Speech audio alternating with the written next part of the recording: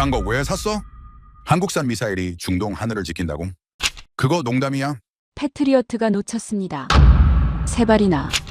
두바이 상공에 이란의 탄도미사일이 쏟아지던 그 밤, UAE 방공사령부 지휘관 칼리드 알마즈루이는 믿었던 방패가 허공을 가르는 장면을 눈앞에서 목격했습니다.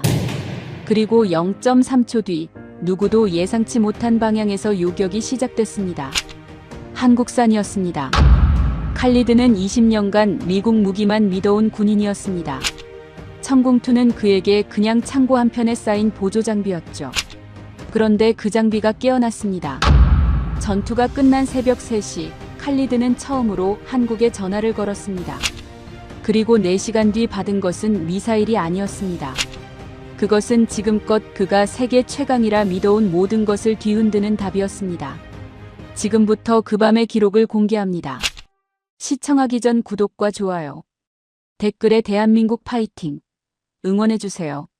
저는 그날도 훈련장에 나가지 않았습니다. 한국산 장비 훈련 따위에 제 시간을 쓸 이유가 없었으니까요.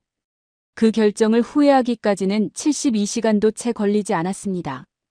안녕하세요. 저는 칼리드 알마즈루이입니다. UAE 방공사령부 지휘관, 계급은 준장입니다. 나이는 45.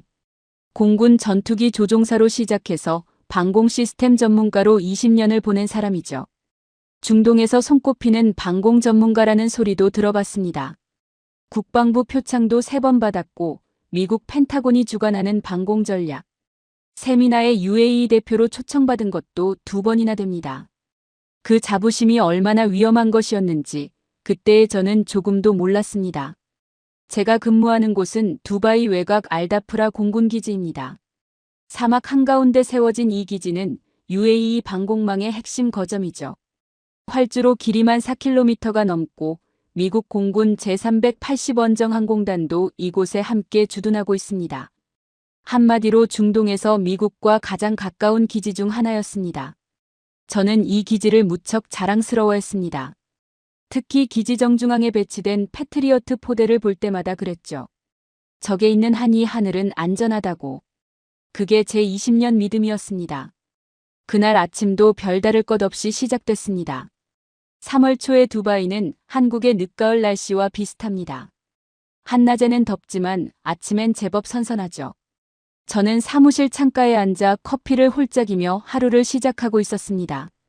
창밖으로 활주로가 보이고 그 너머로 패트리어트 포대의 레이더가 천천히 돌아가고 있었습니다. 언제 봐도 든든한 광경이었죠. 그때 부하장교 유세프가 문을 두드리며 들어왔습니다. 28살의 젊은 장교로 저를 가장 가까이에서 보좌하는 친구였죠. 준장님, 오늘 오전 천궁2 운용 훈련 시작합니다. 직접 참관 나오시겠습니까?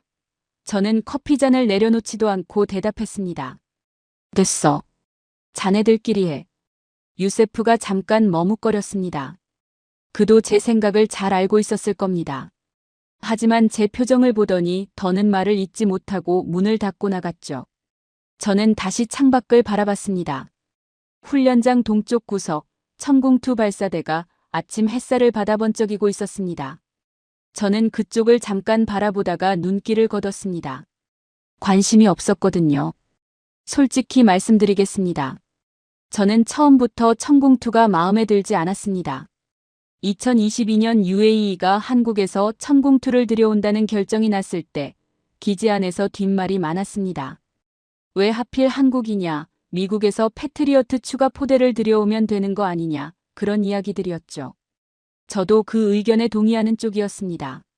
나중에 알고 보니 UAE가 한국과 경제, 협력 관계를 강화하는 과정에서 방산 계약도 함께 묶어서 진행된 거였더군요.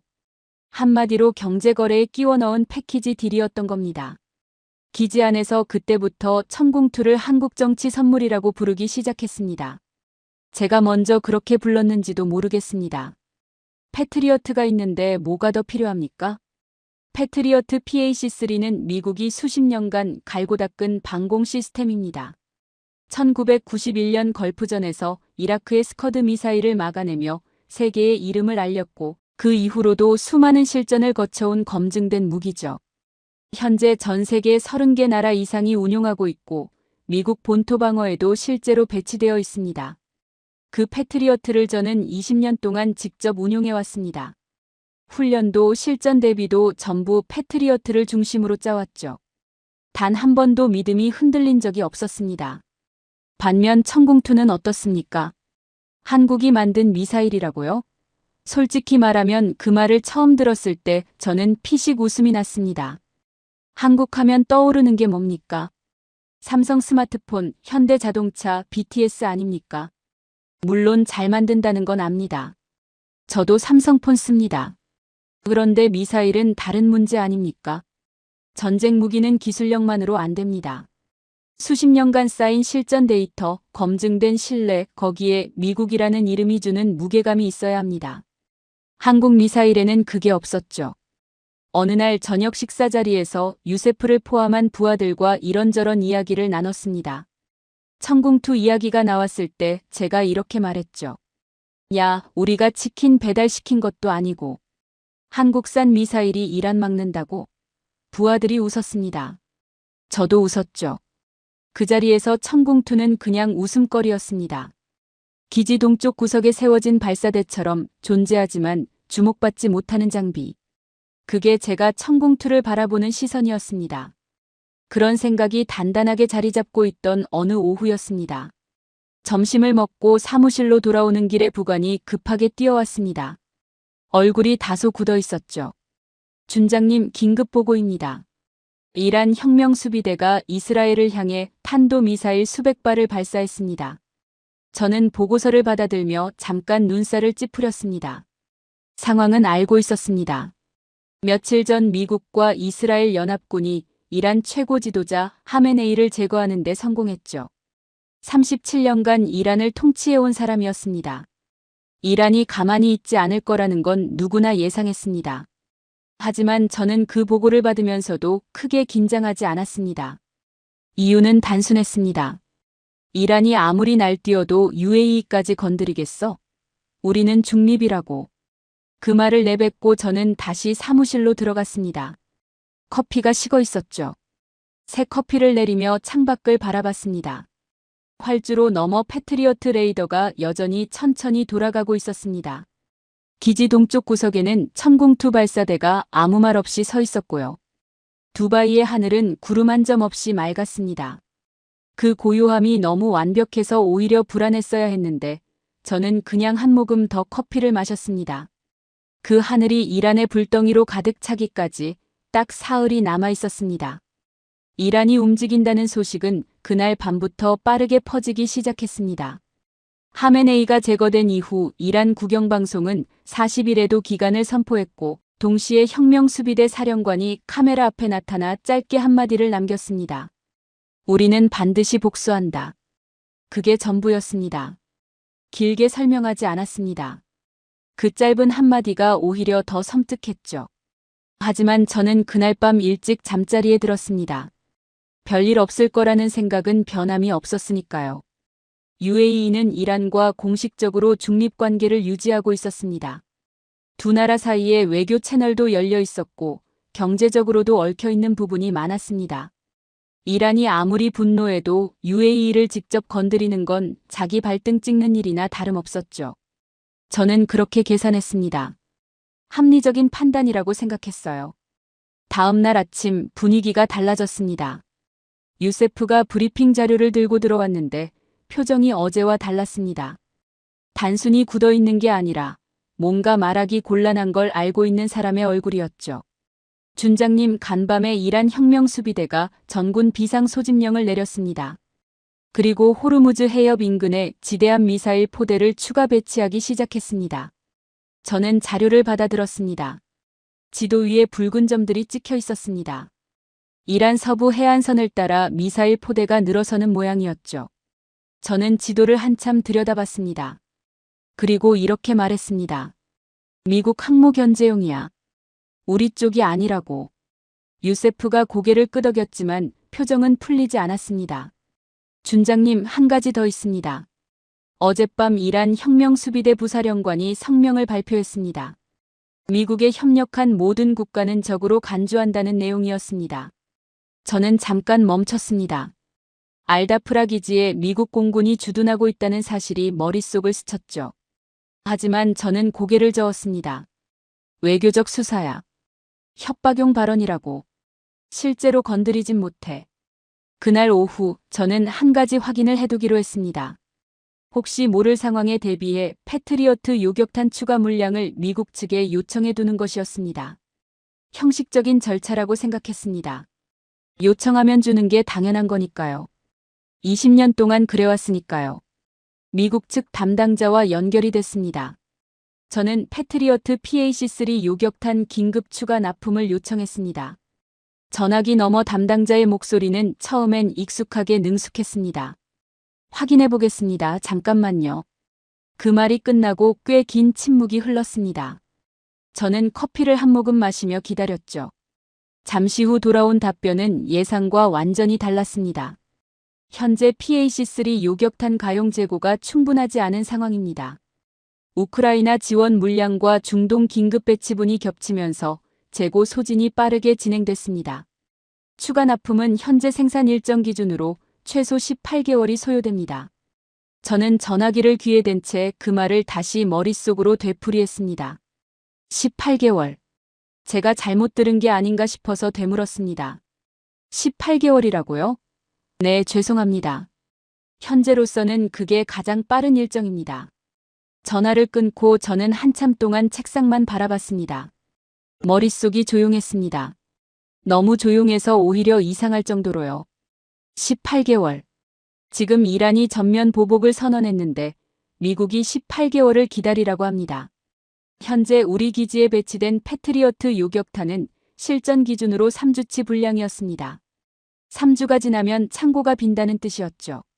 하지만 저는 그 불안함을 빠르게 눌렀습니다. 3주면 충분해. 이란이 설마 그렇게 오래 버티겠어. 미국이랑 전면전을 벌이면 경제가 먼저 무너지는 건 이란 쪽이라고. 저는 그렇게 스스로를 납득시켰습니다. 지금 생각하면 그게 납득이 아니라 그냥 눈 감기였습니다만. 이틀이 지났습니다. 그 이틀 동안 이란은 이스라엘을 향해 2차례 더 대규모 미사일 공격을 감행했습니다. 미국과 이스라엘 방공망이 대부분을 막아냈지만 일부는 뚫렸습니다. 텔아비브 외곽에 미사일 2발이 떨어져 민간인 피해가 났다는 뉴스가 나왔죠. CNN이 24시간 중동 상황을 생중계하기 시작했습니다. 우리 기지 분위기도 달라졌습니다. 식당에서 밥 먹는 병사들이 스마트폰으로 뉴스를 보고 있었고 복도에서 마주치는 장교들의 표정이 하나같이 굳어 있었습니다.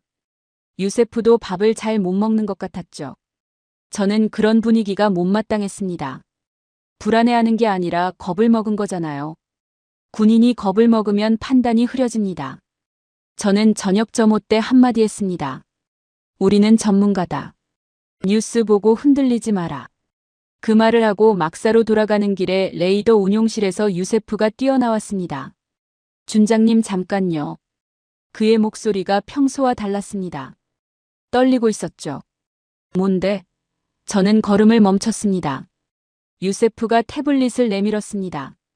화면에 레이더 데이터가 떠 있었습니다. 이란 방향에서 뭔가 잡힙니다. 아직 확실하지는 않은데 미사일 궤적 같은 신호가 간헐적으로 올라오고 있습니다. 저는 화면을 들여다봤습니다. 작은 점들이 깜빡이고 있었죠. 훈련용 신호이거나 민항기 교란일 가능성도 있었습니다. 저는 화면을 유세프에게 돌려주며 말했습니다. 계속 모니터링해. 경보 수준은 아니야. 막사로 돌아와 침대에 누웠습니다. 천장을 바라봤죠.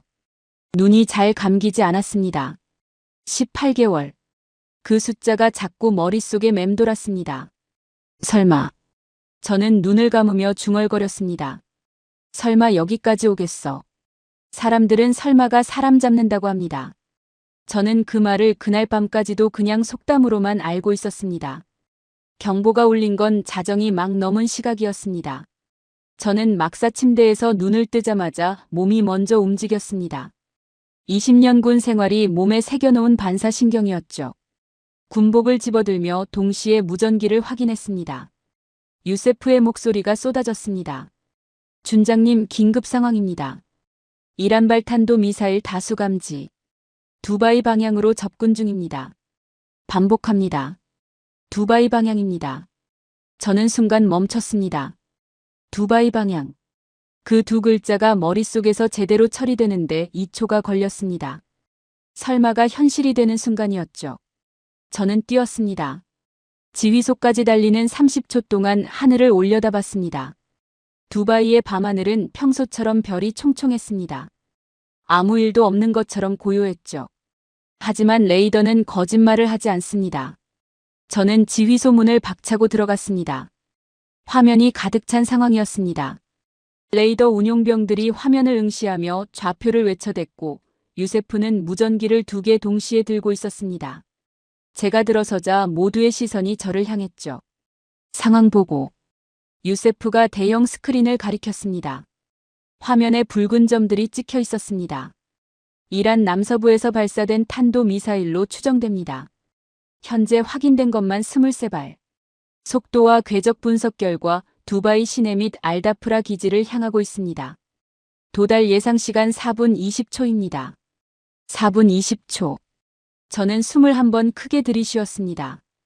훈련에서 수백 번 해본 상황이었습니다. 저는 즉시 명령을 내렸습니다. 패트리어트 전 포대 교전 태세. 즉각 응사 준비. 네, 준장님. 패트리어트 1번 포대 교전 준비 완료. 곧이어 2번 포대도 준비 완료 보고가 올라왔습니다. 저는 스크린의 붉은 점들을 바라봤습니다. 23발. 우리 패트리어트가 충분히 처리할 수 있는 숫자였습니다. 저는 두 손으로 책상을 짚고 화면을 내려다보며 생각했습니다. 잘 왔어. 막아주지. 3분이 지났습니다. 붉은 점들이 화면 위에서 빠르게 내려오기 시작했습니다. 미사일들이 두바이 상공에 가까워지고 있었죠. 저는 목소리를 가다듬었습니다. 패트리어트 교전 개시. 쾅, 쾅, 쾅. 지휘소 밖에서 연속 발사음이 들려왔습니다. 패트리어트 요격탄이 하늘로 솟구치는 소리였습니다. 스크린에 초록색 점들이 생겨나며 붉은 점들을 향해 달려갔습니다. 저는 두 손을 꽉 쥐었습니다. 첫 번째 충돌. 붉은 점 하나가 사라졌습니다. 요격 성공. 두 번째, 세 번째. 연속으로 사라졌습니다. 지휘소 안에서 가벼운 환호성이 터져나왔죠. 저는 고개를 끄덕였습니다. 그래. 이래야지. 그런데 그 순간이었습니다. 스크린에서 초록색 점 3개가 붉은 점을 향해 달려가다가 그냥 사라졌습니다. 요격이 아니었습니다. 빗나간 겁니다. 붉은 점 3개가 그대로 살아서 계속 내려오고 있었죠. 저는 눈을 가늘게 떴습니다. 유세프 1번 포대 상황. 유세프가 무전기에 대고 급하게 물었습니다. 돌아온 보고는 예상 밖이었습니다. 준장님, 표적 3개가 갑자기 비행 방향을 틀었습니다. 패트리어트가 계산한 요격 지점을 벗어났습니다. 변칙 기동입니다. 재조준 중입니다. 변칙 기동.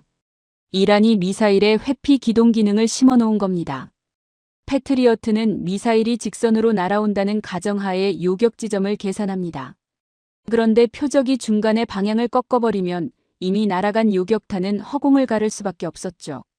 재조준하는 데 시간이 걸립니다. 그 사이에 미사일은 계속 내려옵니다. 저는 스크린을 응시했습니다.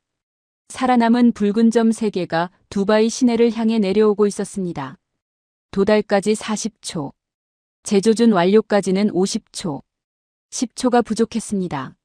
지휘소 안이 순간 조용해졌습니다. 아무도 말을 하지 않았습니다. 할 말이 없었으니까요. 저는 이를 악물었습니다. 머릿속이 빠르게 돌아갔지만 선택지가 없었습니다. 패트리어트로는 늦었습니다. 그 순간이었습니다. 스크린 오른쪽 구석에서 새로운 점들이 나타났습니다. 초록색이 아니었습니다. 다른 색이었죠. 저는 눈을 크게 떴습니다. 저게 뭐야? 유세프가 화면을 확인하더니 굳은 표정으로 보고했습니다. 천궁2입니다. 자동 교전 모드로 개입했습니다. 저는 멍하니 화면을 바라봤습니다. 아무도 명령하지 않았습니다. 저도 유세프도 그 누구도 천궁2 교전 명령을 내린 사람이 없었습니다.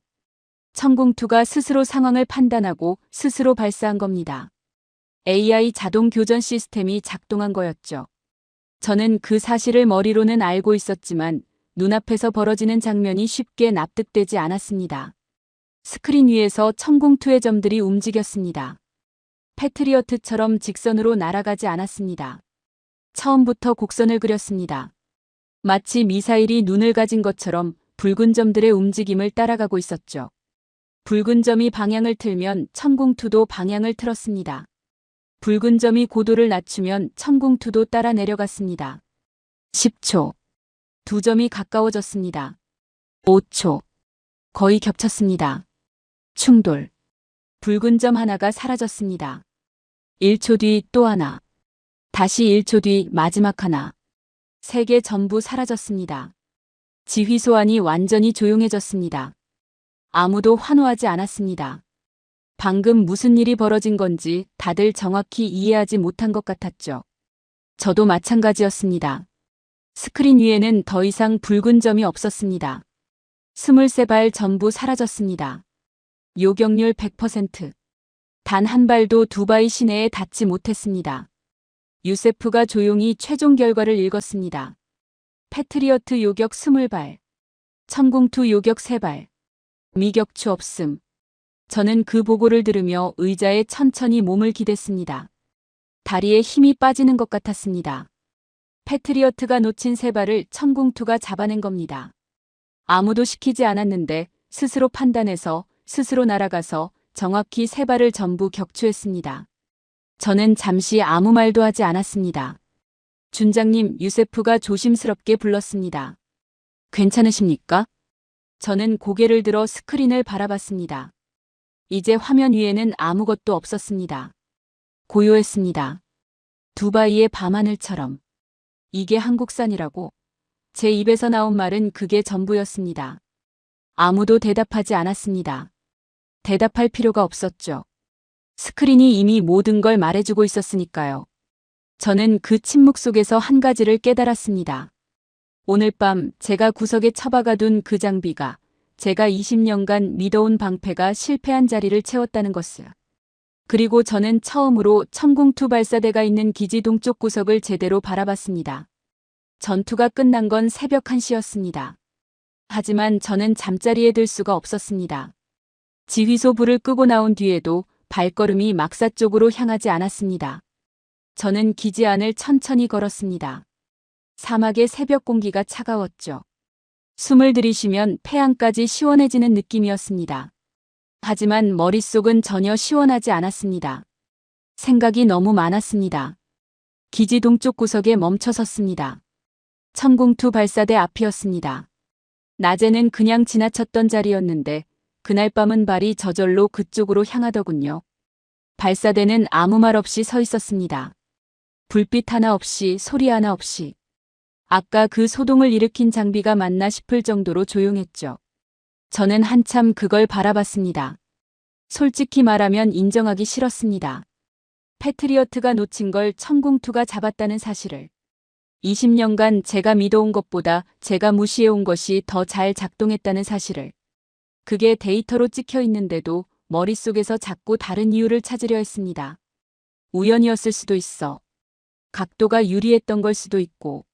하지만 스크린 위의 숫자는 그런 변명을 허락하지 않았습니다. 막사로 돌아와 침대에 누웠습니다. 천장을 바라봤죠. 새벽 2시가 넘어 있었습니다. 눈을 감아도 아까 장면이 자꾸 떠올랐습니다. 천공투 미사일이 곡선을 그리며 날아가던 모습. 붉은 점 3개가 연속으로 사라지던 순간. 유세프의 굳은 표정. 그때였습니다. 무전기에서 소리가 났습니다. 준장님 죄송합니다. 레이더 운용반 담당 하산입니다. 새벽에 연락드려서 죄송한데요. 천공투 레이더 시스템에서 경고 신호가 올라오고 있습니다. 저는 벌떡 일어나 앉았습니다. 어떤 신호야? 정확히 무슨 문제인지는 저희가 판독하기 어렵습니다. 레이더 출력값이 정상 범위보다 살짝 낮게 잡히는데 이게 장비 이상인지 데이터 오류인지 구분이 안 됩니다. 저는 시계를 봤습니다. 새벽 2시 50분이었습니다. 이란이 2차 공격을 감행할 가능성이 없지 않은 상황이었습니다. 레이더가 정상 작동하지 않으면 치명적이었죠. 저는 잠깐 고민했습니다. 미국 측에 연락해야 하나. 하지만 패트리어트 기술 지원팀은 바레인에 있었습니다. 새벽에 연락해봤자 자동응답기로 넘어가거나 담당자 확인 후 연락드리겠다는 말이 돌아오겠죠. 실제로 과거에도 그랬으니까요. 급한 문의를 하면 빠르면 다음 날, 보통은 사흘씩 걸렸습니다. 저는 잠깐 망설이다가 유세프에게 연락했습니다. 유세프, 천궁2 기술 지원 연락처 있어? 유세프가 잠깐 침묵하더니 대답했습니다. 있습니다. 한국 LIG 넥스1 현장 지원팀 직통 번호입니다. 근데 준장님 지금 새벽 3시인데요. 저는 잠깐 멈췄습니다. 그러다 이렇게 말했죠. 연결해봐. 새벽 3시였습니다. 솔직히 기대하지 않았습니다. 어차피 자동응답으로 넘어가겠지 싶었죠. 그런데 2번 연결음이 울리고 나서 실제 사람이 전화를 받았습니다. 안녕하세요. LIG 넥스1 현장 지원팀입니다. 목소리가 또렷했습니다. 자다가 일어난 사람의 목소리가 아니었습니다. 근무 중인 사람의 목소리였죠. 저는 순간 당황했습니다. 새벽 3시에 이게 가능한 건가 싶었습니다. 저는 상황을 설명했습니다.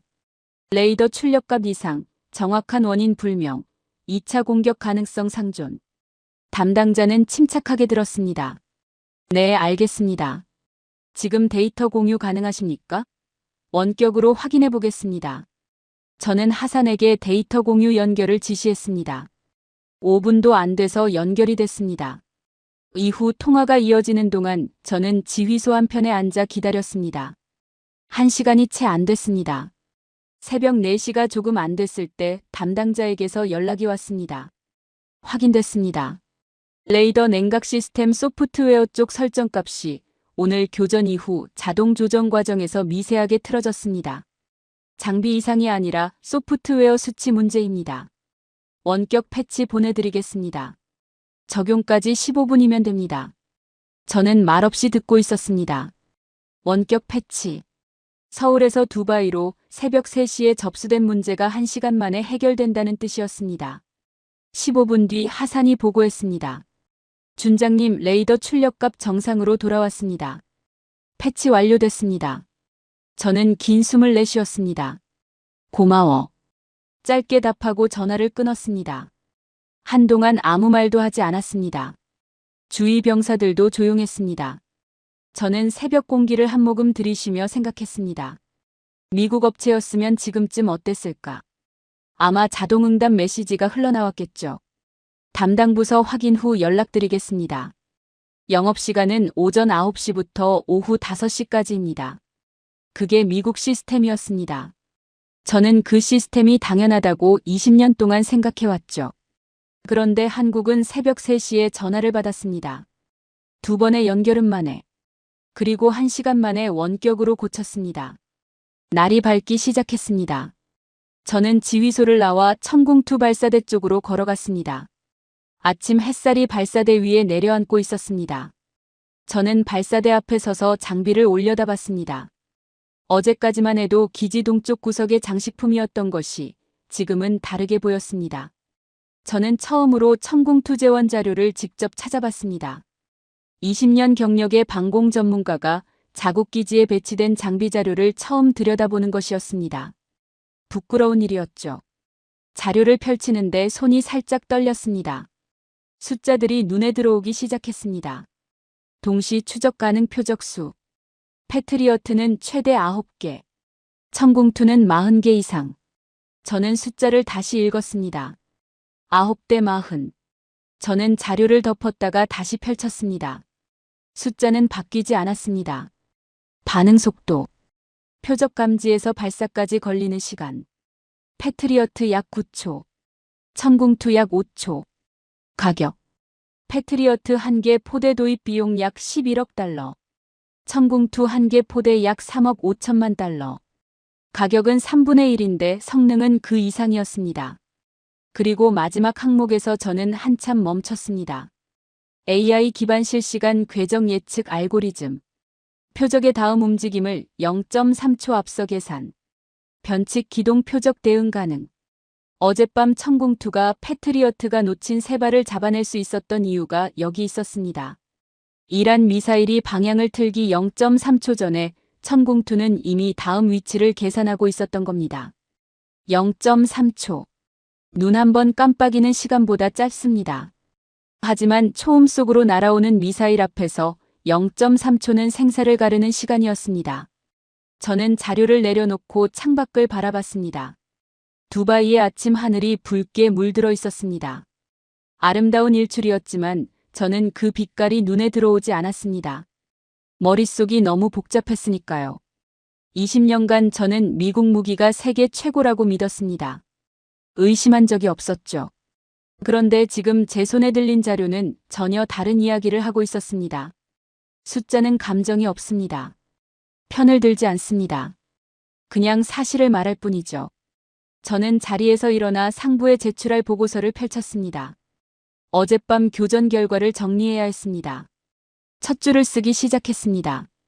그런데 손이 멈췄습니다. 사실대로 쓰면 됩니다. 패트리어트가 3발을 놓쳤고 천궁2가 그걸 잡았다고.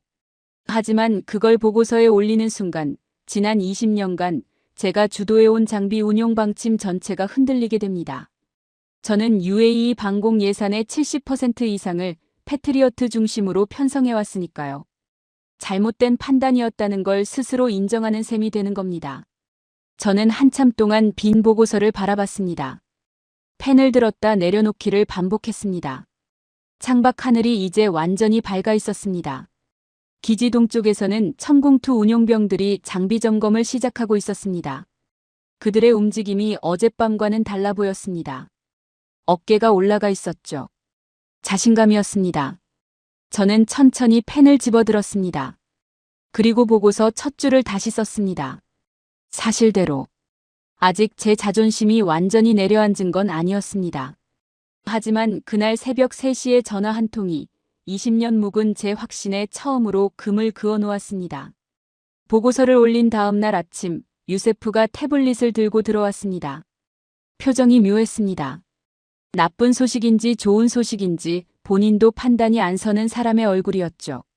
준장님, 사우디 방공사령부에서 연락이 왔습니다. 두바이 교전 데이터를 공유해 줄 수 있냐고 합니다. 저는 눈썹을 올렸습니다. 사우디가 왜? 유세프가 잠깐 망설였습니다. 어젯밤 사우디도 이란 미사일을 받았답니다. 패트리어트로 맞긴 했는데 3발이 뚫렸다고 합니다.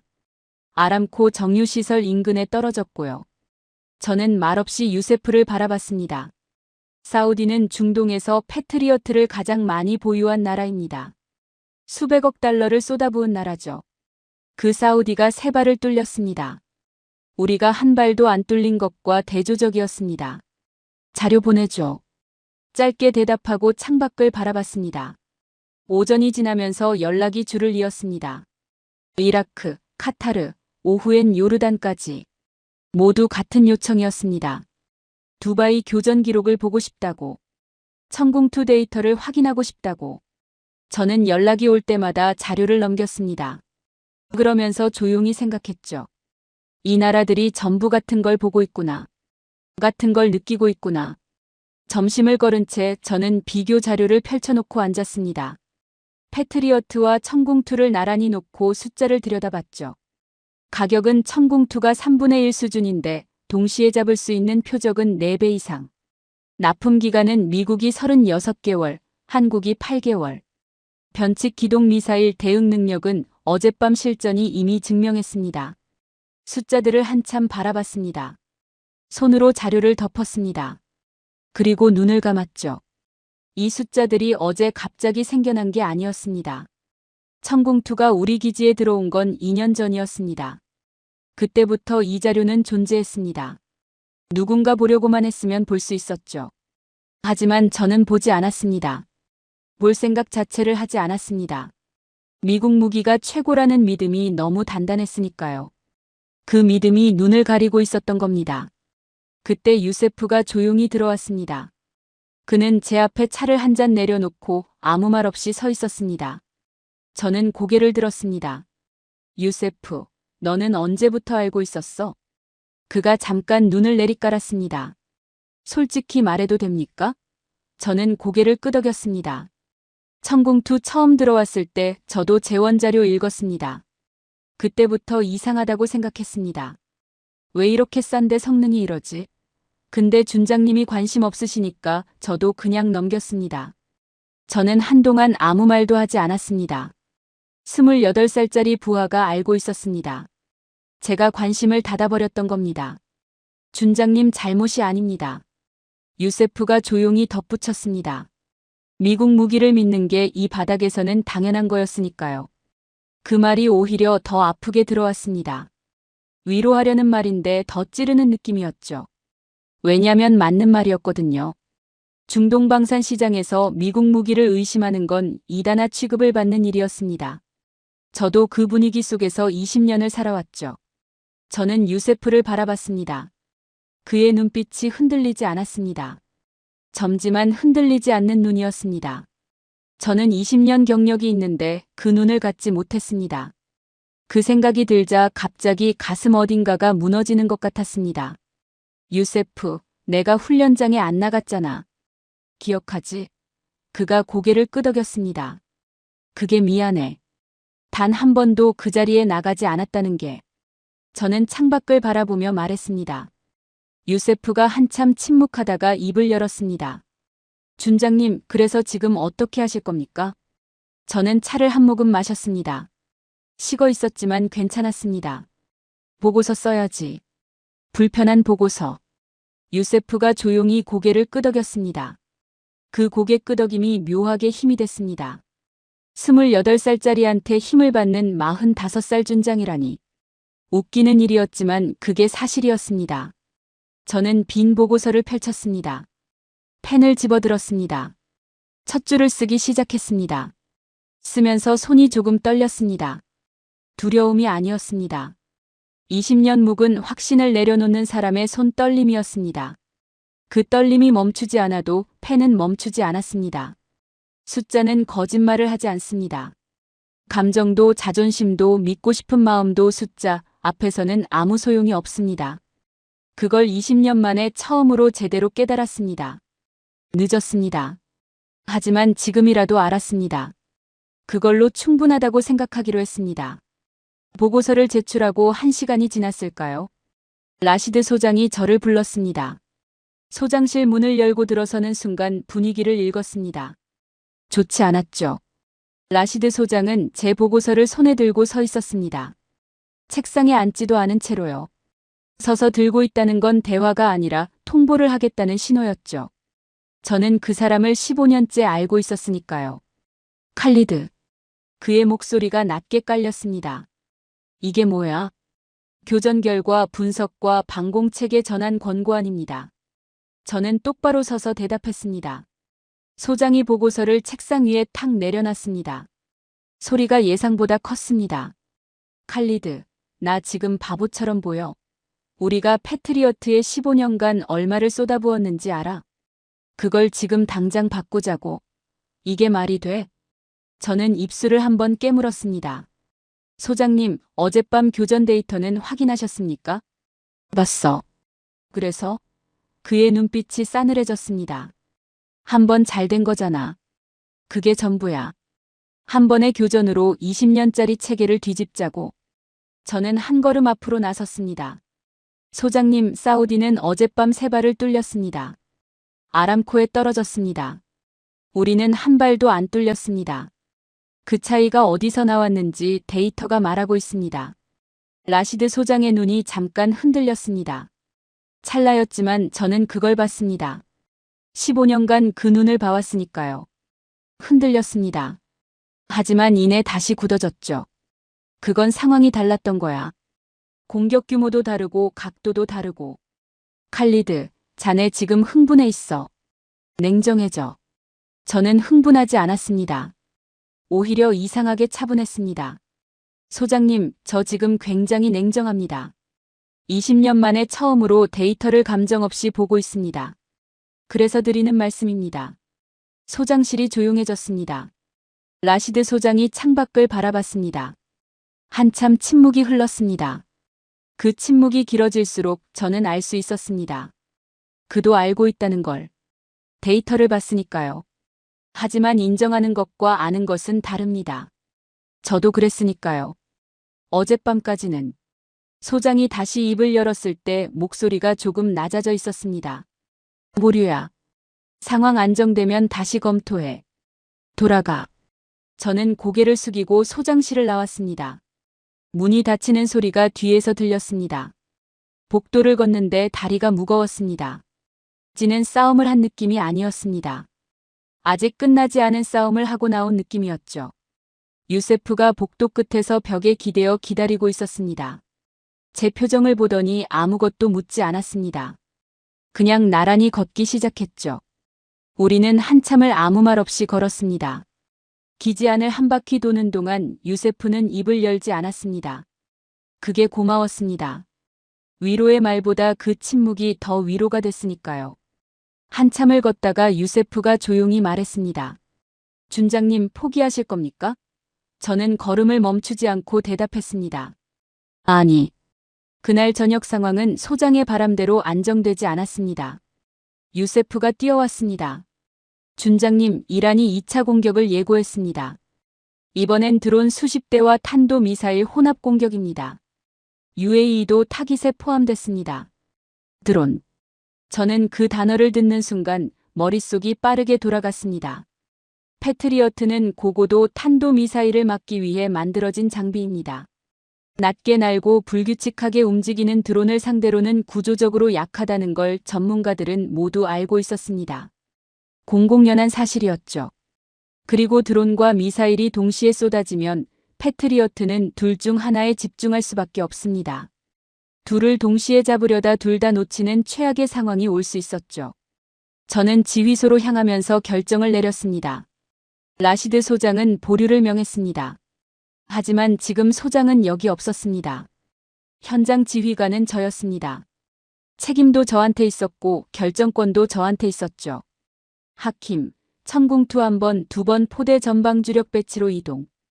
패트리어트는 백업으로 전환한다. 하킴의 눈이 커졌습니다.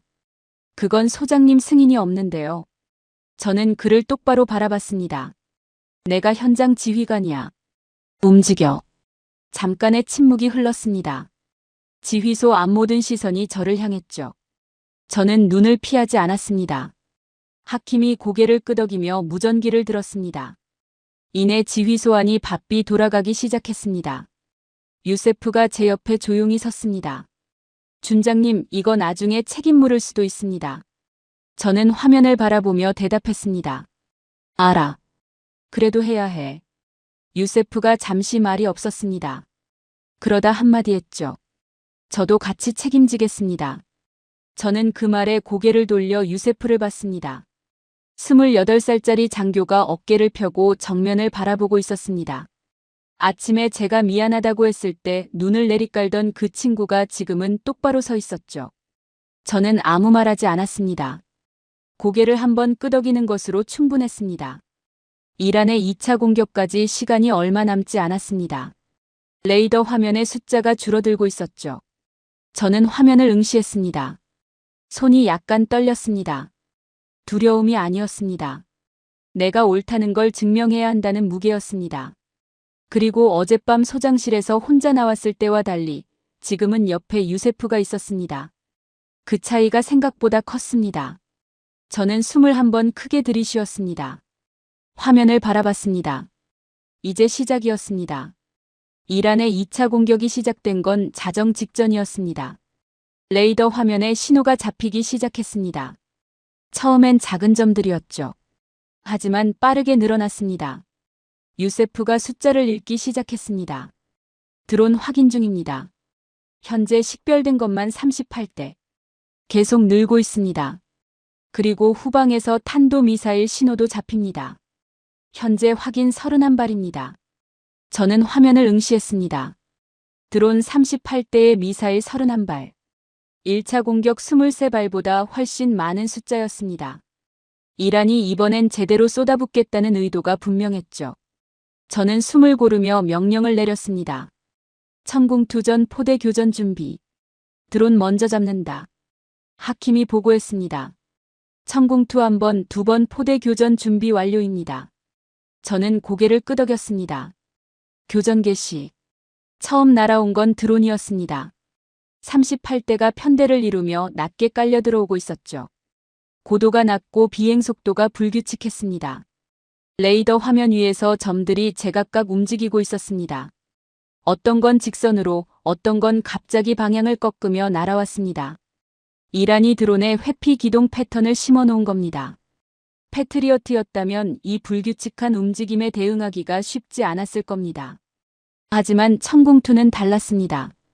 화면 위에서 천궁2 미사일들이 날아오르기 시작했습니다. 한 발이 아니었습니다. 연속으로 정확히 필요한 숫자만큼 발사됐습니다. 미사일들의 궤적이 패트리어트와 달랐습니다. 직선이 아니었죠. 처음부터 곡선을 그리며 드론의 예상 이동 경로를 향해 날아갔습니다. 드론이 방향을 틀면 미사일도 따라 꺾었습니다. 마치 드론의 그림자처럼 붙어갔죠. 1분이 채 안 됐습니다. 38대의 드론이 전부 사라졌습니다. 화면 위에서 하나씩, 둘씩 점들이 꺼졌습니다. 지휘소 안에서 운용병 하나가 숫자를 세기 시작했습니다. 35, 36, 37, 38. 조용한 목소리였지만 지휘소 안에 또렷하게 울렸습니다. 드론 38대 전량 요격 완료입니다. 아무도 환호하지 않았습니다. 아직 끝나지 않았으니까요. 탄도미사일 31발이 뒤따라 날아오고 있었습니다. 1차 공격 때와 마찬가지로 일부는 변칙 기동을 시도했습니다. 하지만 이번엔 패트리어트가 먼저 나서지 않았습니다. 천궁2가 주력이었으니까요. 화면 위에서 천궁2 미사일들이 다시 날아올랐습니다. 이번엔 더 빠르게 움직였습니다. 드론 교전이 끝나자마자 시스템이 자동으로 탄도미사일 추적으로 전환한 겁니다. 사람이 명령을 내릴 틈도 없었습니다. AI가 스스로 우선순위를 판단하고 스스로 교전을 시작하고 있었죠. 저는 화면에서 눈을 뗄 수가 없었습니다. 붉은 점들이 하나씩 사라지기 시작했습니다. 첫 번째, 두 번째, 세 번째. 연속으로 터졌습니다. 변칙 기동을 시도하는 미사일도 마찬가지였습니다. 방향을 틀었지만 천궁2가 이미 다음 위치에 가 있었습니다. 0.3초 앞서 계산한다는 말이 눈앞에서 실제로 펼쳐지고 있었죠. 지휘소 안이 완전히 조용해졌습니다. 운용병들이 화면을 응시한 채 숨을 죽이고 있었습니다. 20번째, 25번째, 30번째. 붉은 점들이 줄어들었습니다. 그리고 마지막 31번째 점이 사라지는 순간 유세프가 보고했습니다. 탄도미사일 31발 전량 요격 완료입니다. 잠시 침묵이 흘렀습니다. 그리고 유세프가 최종 결과를 읽었습니다. 드론 38대, 탄도미사일 31발. 총 69개 표적. 미격추 없음. 천궁2 요격률 100%. 패트리어트 교전 횟수 0. 패트리어트는 단 한 발도 발사 기회가 없었습니다. 천궁2가 전부 처리했으니까요. 저는 의자에 천천히 등을 기댔습니다. 다리에 힘이 빠지는 느낌이었죠. 하킴이 저를 바라봤습니다. 눈빛이 말하고 있었습니다. 준장님 판단이 맞았습니다. 저는 고개를 끄덕이기만 했습니다. 말이 나오지 않았습니다. 지휘소 안 분위기가 달라졌습니다. 아까까지 긴장으로 가득 찼던 공간이 이상하게 고요해졌습니다. 나쁜 고요가 아니었습니다. 뭔가 확인된 사람들의 고요였죠. 운용병들이 서로 눈을 마주치며 조용히 고개를 끄덕였습니다. 말 없는 확인이었습니다. 저는 자리에서 일어나 지휘소 밖으로 나왔습니다. 새벽 공기가 차가웠습니다. 하늘을 올려다봤습니다. 방금 전까지 불덩이들이 날아다니던 그 하늘이 다시 고요했죠. 별들이 떠 있었습니다. 두바이의 밤하늘은 언제나처럼 아름다웠습니다. 기지 동쪽을 바라봤습니다. 천궁2 발사대들이 줄지어 서 있었습니다. 아무 말이 없었습니다. 조용했죠. 하지만 저는 그 발사대들이 이전과 다르게 보였습니다. 더 크게 보였습니다. 더 든든해 보였습니다. 저는 막사로 돌아와 보고서를 펼쳤습니다. 이번엔 망설이지 않았습니다. 손이 떨리지도 않았죠. 첫 줄부터 끝까지 쉬지 않고 썼습니다. 2차 교전 결과 천궁2 단독 교전으로 드론 및 탄도 미사일 전략 요격. 요격률 100%.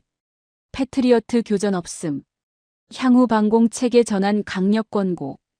그리고 맨 위에 한 줄을 더 썼습니다. 보고서 제목 바로 아래였죠. 우리는 지금까지 잘못된 무기를 믿어왔습니다. 쓰고 나서 그 문장을 한참 바라봤습니다. 지우고 싶은 마음이 없지 않았습니다. 하지만 지우지 않았습니다. 사실이었으니까요. 그리고 사실을 적는 것이 제 일이었으니까요. 저는 보고서를 저장하고 눈을 감았습니다. 오늘 밤 두바이 하늘 아래 살아있는 모든 사람들이 그 사실을 모른 채 잠들 겁니다. 누가 그 하늘을 지켰는지, 무슨 미사일이 그 불덩이들을 막아냈는지. 하지만 저는 알고 있었습니다. 그리고 이제는 인정할 수 있었죠. 한국이 지켰습니다. 보고서를 올린 날 아침 라시드 소장이 저를 다시 불렀습니다. 이번엔 달랐습니다. 저번처럼 보고서를 책상 위에 펼쳐놓고 두드리지 않았습니다. 그는 창밖을 바라보고 있었습니다. 제가 들어서자 고개를 돌렸죠. 표정이 달라져 있었습니다. 굳어 있었지만 이번엔 반박하려는 굳음이 아니었습니다. 뭔가를 받아들이려는 사람의 얼굴이었죠. 어젯밤 결과 봤어. 그가 짧게 말했습니다. 저는 고개를 끄덕였습니다. 잠시 침묵이 흘렀습니다. 칼리드, 자네 보고서 다시 올려. 이번엔 보류 없어. 저는 아무 말하지 않았습니다. 그냥 한 번 더 고개를 끄덕였죠. 그걸로 충분했습니다. 사무실로 돌아오는 길에 유세프가 태블릿을 들고 뛰어왔습니다. 준장님 뉴스 보셨습니까? 화면을 내밀었습니다. 기사 제목들이 줄지어 있었습니다. 사우디, 천궁2 긴급 추가 납품 요청. 기존 계약 물량 조기 납품 협의 중. 이라크, 미국산 패트리어트 추가 도입 계획 전면 보류. 한국산 검토 착수. 카타르, 신규 방공 시스템 도입 입찰 공고. 한국 LIG넥스1 단독 초청. 폴란드, 패트리어트 추가 계약 협상 중단. 천궁2 비교 검토 시작. 저는 화면을 스크롤했습니다. 기사가 끝이 없었습니다. 중동만이 아니었습니다. 유럽까지 움직이기 시작한 거였죠. 두바이 방어전 결과가 전 세계에 알려지면서 각국이 같은 방향을 바라보기 시작한 겁니다. 천궁2의 100% 요격률. 드론과 미사일 혼합 공격을 동시에 막아낸 실전 기록. 그 숫자 앞에서 어느 나라도 외면하기 어려웠을 겁니다. 그날 오후 저는 사우디 방공사령부 담당자와 영상통화를 했습니다. 그는 두바이 교전 데이터를 보고 나서 이렇게 말했습니다. 우리도 같은 밤에 이란 미사일을 받았습니다. 패트리어트로 맞긴 했는데 요격률이 78%였어요. 세 발이 뚫렸습니다. 아람코 정유시설 인근에 떨어졌죠. 칼리드, 두바이는 100%였다고요? 저는 네 라고 짧게 대답했습니다. 그러자 그가 한참 침묵하더니 말했습니다. 우리 지금 당장 바꿔야 합니다. 이라크 담당자와도 통화했습니다. 그는 더 직접적이었습니다. 미국이 우리한테 패트리어트 납품하는데 3년 걸렸습니다. 그 3년 동안 우리가 얼마나 기다렸는지 압니까? 근데 한국은 8개월이라고요? 다음 계약은 한국이랑 합니다. 그의 목소리엔 망설임이 없었습니다. 통화를 마치고 저는 잠깐 멍하니 앉아 있었습니다. 중동 국가들이 이렇게 빠르게 움직일 줄은 몰랐습니다. 하나가 방향을 바꾸면 나머지도 따라가는 겁니다. 도미노였습니다. 그리고 그 첫 번째 도미노를 건드린 건 두바이 상공에서 벌어진 단 하룻밤의 실전이었죠. 저녁 무렵 유세프가 또 들어왔습니다. 이번엔 표정이 묘했습니다. 준장님, 한국에서 연락이 왔습니다. 저는 고개를 들었습니다. 누구한테서? LIG넥스1 현장 지원팀입니다. 새벽에 통화했던 그 담당자요. 안부 인사를 전해달랍니다. 그리고 하나 더. 대구 공장에서 추가 물량 선적을 준비 중이랍니다. UAE 요청 물량 포함해서 이미 작업 들어갔다고요. 저는 피식 웃었습니다. 우리가 공식 추가 요청을 넣은 건 오늘 오전이었습니다. 그런데 한국은 이미 공장을 돌리고 있었습니다. 요청이 오기 전에 미리 준비하고 있었던 거죠. 새벽 배송처럼. 주문이 들어오기 전에 이미 트럭이 출발하는 것처럼. 저는 자리에서 일어나 창가로 걸어갔습니다. 두바이의 저녁 하늘이 붉게 물들어 있었습니다. 기지 동쪽에서는 천공투 운용병들이 저녁 점검을 하고 있었습니다. 그들의 움직임이 며칠 전과 달랐습니다. 더 자신 있어 보였죠. 어깨가 올라가 있었습니다. 저는 그 모습을 바라보며 생각했습니다. 제가 처음 이 기지에 왔을 때 기지 정중앙을 차지한 패트리어트 포대를 보며 든든하다고 느꼈습니다. 그게 20년간 제 안전의 기준이었죠. 그런데 지금 제 눈은 기지 동쪽을 향하고 있었습니다. 아무도 거들떠보지 않던 구석. 한국 정치 선물이라고 비웃던 그 자리. 20년 군 생활에서 가장 부끄러운 말을 꼽으라면 이겁니다. 야, 한국산 미사일이 중동 하늘을 지킨다고? 그거 농담이야? 그 말을 들었던 유세프가 옆에 서 있었습니다. 저는 그를 바라봤습니다. 유세프, 저번에 내가 한 말 기억해? 한국산 미사일 농담 아니냐고 했던 거. 그가 조용히 웃었습니다. 기억합니다. 저는 고개를 끄덕였습니다. 그 말 취소야. 유세프가 웃으며 말했습니다. 알겠습니다, 준장님. 그날 밤 저는 책상에 앉아 마지막 보고서를 마무리했습니다. 방공체계 전환 권고안이었습니다. 천공투를 주력으로 패트리어트를 보조로 향후 추가 도입 예산도 천공투 중심으로 편성할 것을 권고하는 내용이었습니다. 20년간 제가 지켜온 방침을 제 손으로 뒤집는 문서였죠. 쓰면서 손이 떨리지 않았습니다. 이상하게도 마음이 가벼웠습니다. 틀린 걸 인정하는 게 이렇게 홀가분한 일인 줄 몰랐습니다. 보고서를 저장하고 창밖을 바라봤습니다. 두바이의 밤하늘에 별이 총총했습니다. 이 하늘 아래 잠든 사람들은 모릅니다. 사흘 전 이 하늘이 불덩이로 가득 찼다는 것을. 그리고 그 불덩이들을 막아낸 게 누구인지를. 625 전쟁 때 미국이 지켜준 나라가 있었습니다. 폐허 속에서 일어나 반도체를 만들고 자동차를 만들고 드라마를 만든 나라. 그 나라가 이제 중동의 하늘을 지키고 있습니다. 미사일을 만들고 새벽에 전화를 받고 요청하기도 전에 수송기를 띄우는 나라. 저는 그 나라를 20년 동안 몰랐습니다. 아니, 알려고 하지 않았습니다. 그게 지금도 가장 부끄럽습니다. 하늘을 다시 올려다봤습니다. 어딘가에서 비행기가 날아가고 있었습니다. 불빛이 깜빡였죠. 어쩌면 한국에서 온 수송기일지도 모릅니다. 추가 물량을 싣고 중동 어딘가로 향하는 세 개가 줄을 서고 있었습니다.